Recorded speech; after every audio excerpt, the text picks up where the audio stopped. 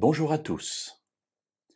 De tout temps, Dieu a eu le désir de vivre avec nous, avec son peuple en particulier lorsqu'il a choisi le peuple d'Israël pour être son témoin parmi les nations.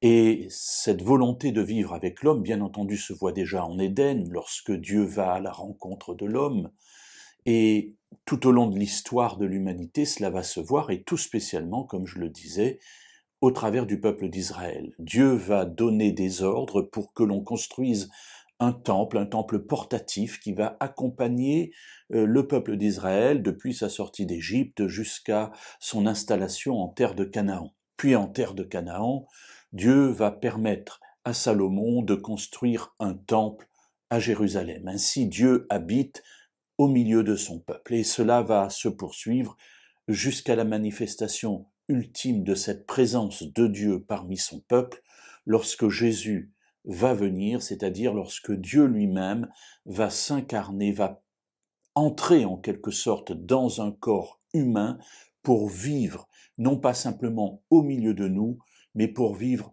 comme nous, pour vivre les mêmes choses que nous, et ainsi mieux nous connaître et encore mieux nous aimer s'il est possible. Alors une particularité se trouve dans le livre de l'Apocalypse, puisque à la fin des temps, Dieu nous dit que lorsque Jésus reviendra, nous ressusciterons et nous serons emmenés au ciel avec lui, où nous vivrons un certain temps avant que la recréation des nouveaux cieux et de la nouvelle terre prenne place, et ensuite nous habiterons sur la terre, puisque c'est notre demeure éternelle. Et là, il se trouve un passage intéressant dans le livre de l'Apocalypse, donc au chapitre 21 et au verset 22.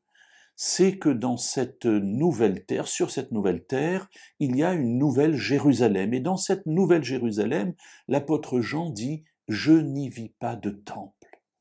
Or, le temple est le symbole de la présence même de Dieu. Alors pourquoi est-ce qu'il n'y a pas de temple dans cette nouvelle Jérusalem, dans la vie éternelle ? Lisons ce verset 22 qui va répondre à cette question. « Je n'y vis pas de temple, car le Seigneur Dieu Tout-Puissant est son temple, ainsi que l'agneau. » Voilà la réponse. La réponse, c'est que Dieu habite définitivement parmi son peuple. Il n'y a donc plus besoin d'avoir un symbole, un lieu de rassemblement. Dieu lui-même est présent. Et mes amis, cette fois-ci, ce ne sera pas provisoirement pendant quelques années, comme lorsque Jésus est venu. Jésus est venu comme un homme avec ses limitations.